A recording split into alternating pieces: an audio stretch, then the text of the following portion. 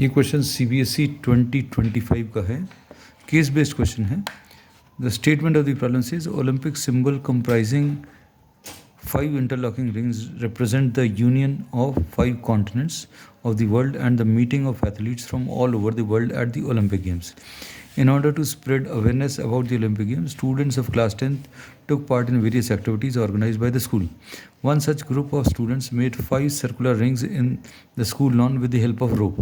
है ना, तो इन्होंने रोप की मदद से क्या किया है, रिंग्स बनाए हैं. Each circular ring required 44 metre of the rope. तो अब length of the ring, length of the rope for one ring, this will be equal to what, 2 pi r. और ये 2 पाई आर की वैल्यू 44 दी है, तो इसमें 2 into 22/7 into the radius is equal to 44. ये 44 और ये 44 कैंसिल होगा, तो radius will be equal to 7 metres, ऐसा कुछ आ जाएगा. अब इसके बाद इन्होंने बोला each circular ring requires 44 metre, ये हो गया. Also in the shaded region as shown below. ये जो शेडेड रीजन है, ये शेडेड रीजन, ये रिंग्स के बीच में ये वाला रीजन शेडेड जो है, थोड़ा सा डार्क दिखाया हुआ, अभी हम इसको क्लियरली शेड कर देंगे. Students made rangoli showcasing various sports and games. It is given that triangle OAB is an equilateral triangle. अब इसमें इन्होंने जो दिया हुआ है,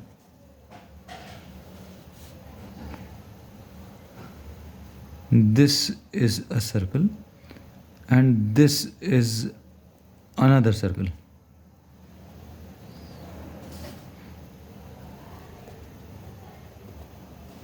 और इसको इन्होंने A बोला है, इसको B बोला है, and this is the centre O and this is the shaded region. ये शेडेड रीजन है, ये shaded region, and the area which is common to the two rings is the unshaded region. अब इन्होंने इसमें O से A को join किया, A से B को ज्वाइन किया और O से B को ज्वाइन किया, तो ये एंगल जो है, this is the angle made by the chord AB at the centre. अब इसके बारे में क्वेश्चन दिया हुआ है, ठीक है. अब इसमें इन्होंने एक और चीज़ बोला, the triangle OAB is an equilateral triangle and all the unshaded regions are congruent. मतलब ये एक अनशेडेड रीजन, ये एक अनशेडेड रीजन, ये 4 ऐसे अनशेडेड रीजन हैं, ये चारों कॉन्ग्रुएंट हैं. These are congruent, this is given. अब based on the above information answer the following questions. कुछ क्वेश्चंस दिए हुए हैं. फर्स्ट पार्ट में क्या पूछा है, find the radius of each circular ring. तो radius of the each circular ring अभी हम लोग निकाल चुके, so we have solved the first part. In fact what is the measure of angle AOB. तो सेकेंड पार्ट में दे are asking for angle AOB. तो angle AOB will be equal to 60 degrees because triangle AOB is equilateral. ये दिया हुआ है. So we have solved the second part also. Find the area of the shaded region R1. इसको इन्होंने R1 नाम दिया है. इसको अगर आप ध्यान से देखें, this is R1. ये पहला वाला जो सर्कुलर रिंग है, ये आपको ये शेडेड रीजन आपको बताना है ना. अब इसके थर्ड पार्ट में you have to find out the area of the shaded region. तो area of the shaded region will be equal to what? इसको अभी हम लोग A लिख दे रहे हैं. Suppose area of the shaded region A will be equal to area of the circle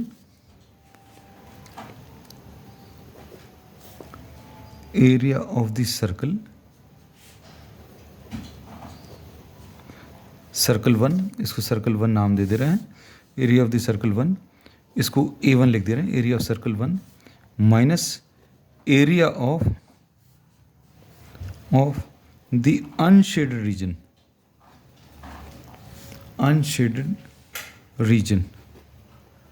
इसको A2 नाम दे दे रहे हैं. इस शेडेड रीजन में से अनशेडेड रीजन को माइनस कर दो तो ये मिल जाएगा.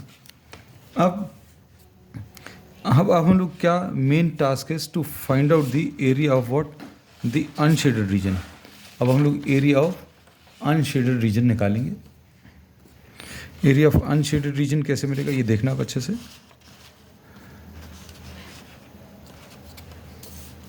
A2 is the area of unshaded region। ये कैसे मिलेगा?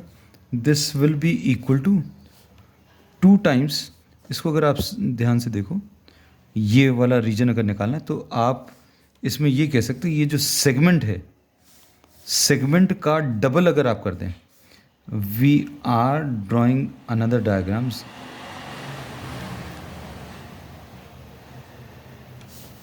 इसमें ये जो सेगमेंट है, ये वाला सेगमेंट, इस सेगमेंट को अगर आप डबल कर दे तो ये अनशेडेड रीजन मिल जाएगा। So area of the unshaded region will be twice the area of the minor segment. Minor segment अभी हम लोग दिखाया हुआ है, we are writing this is the minor segment, ये वाला area of the minor segment. अब एरिया ऑफ माइनर सेगमेंट कैसे मिलेगा? तो ये सेगमेंट का एरिया निकालने के लिए हम लोग सेक्टर का एरिया में से ट्राइंगल का एरिया माइनस करेंगे। 2 times area of sector minus area of equilateral triangle. और एरिया ऑफ सेक्टर कैसे मिलेगा? Pi r square theta by 360 minus area of equilateral triangle √3a² by 4। अभी कितना आ जाएगा? 2 into pi is 22/7 into 7 square into theta is 60 degrees, ये theta is 60/360, ठीक, minus √3 into 7 square divided by 4, ऐसा लिख सकते हैं। अब इसमें हम लोग 7 स्क्वायर को बाहर ले रहे हैं दोनों जगह से, और ये 60 6 टाइम्स कैंसिल हो जाएगा, तो ये कितना आ जाएगा? 2 इंटू 7 स्क्वायर बाहर, 2 तो ऑलरेडी था, 7 स्क्वायर भी बाहर आ जाएगा, और क्या 22/7 को अभी हम लोग 3.14 लिख दे रहे हैं। 22/7 को डिवाइडेड बाय 6 माइनस 7 स्क्वायर बाहर ले लिया, तो यहाँ पर √3 है, √3 को 1.732 डिवाइडेड बाय 4 लिख दिया। तो ये सॉल्व करने पर 2 इंटू 49 कितना 98 आ जाएगा। 2 इंटू 49 इज 98, ठीक। इधर 3.14, तो ये आ जाएगा 0.5 आएगा, 6 5 से 30, ठीक।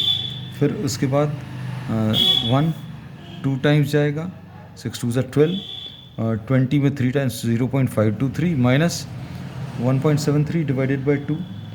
ये सॉल्व अगर करें तो 0.44 से 16, 1 4 3 से 12, ऐसा कुछ आएगा।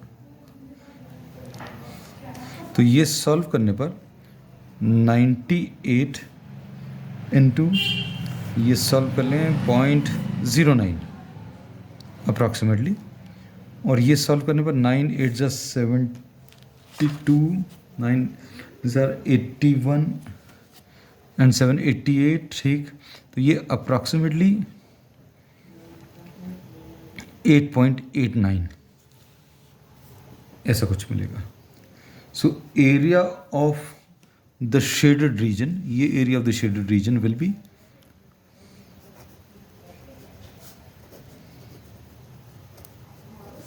रीजन, इसको अभी हम लोगों ने क्या A2 लिखा है, this area of the shaded region, area of the shaded region को अभी हम लोग A लिखा है। Area of the shaded region will be equal to what, area of the circle, इसको ए लिखा है, this will be equal to what, area of the circle मतलब pi into r square minus area of unshaded region which is A2, तो ये आ जाएगा 22/7 into 7 square minus A2 is 8.89। अब इसको अगर आप सिंप्लीफाई करें तो ये 154 माइनस 8.89 को हम लोग 8.9 अप्रॉक्सीमेटली लिख सकते हैं। तो ये सॉल्व करने पर 8 माइनस करेंगे तो 145.1 ऐसा कुछ आ जाएगा, 145.1। एग्जैक्ट कैलकुलेशंस आप करें ना, I am just trying to explain the key concepts which have been used. वैसे कैलकुलेशंस अभी हम लोगों ने ऐसे किए हैं कि लगभग आपका आंसर मिल जाएगा। फिर उसके बाद नेक्स्ट पार्ट में find the length of the rope around the unshaded regions. Unshaded regions में, अब इसको ध्यान से देखना, अनशेडेड रीजन्स में मतलब ये इधर वाले में, इधर वाले में ये और ये, एक लेंथ ये यूज़ होगी, फिर एक लेंथ ये यूज़ होगी। Suppose this is length of the arc, length of the arc ये भी आ जाएगा, एल मान लो अगर ले लिया, एल प्लस एल 2L, और ऐसे 2L 4 बार हैं तो 8 times L, 8 times the length of the arc, this will be the formula which will be using. तो इसमें जो और पार्ट है, और पार्ट लेंथ ऑफ द रूप, of the rope will be 8 times the length of arc, और ये कितना आ जाएगा 8 into 2 pi r theta by 360, ये आ जाएगा 8 इंटू 2 पाई आर, थीटा की वैल्यू 60 डिग्रीज है तो 60/360 कितना आ जाएगा 6 आ जाएगा। ठीक, अब इसको अभी हम लोग सॉल्व करेंगे। ये कितना आ जाएगा 8 इंटू 2 3 8 इंटू 22/7, रेडियस की वैल्यू भी 7 है, डिवाइडेड बाय 3, तो ये आ जाएगा 8 2 16, 8 2 16 176, 176 divided by 3, so the length of the रूप विल बी 3 5 15 2 3 8 24, ये this will be the answer. Unit इसकी क्या है, ये सेंटीमीटर्स में दिया है या मीटर्स में, जो भी इन्होंने यूज़ किया है 44 मीटर्स है ना, so this is in metres.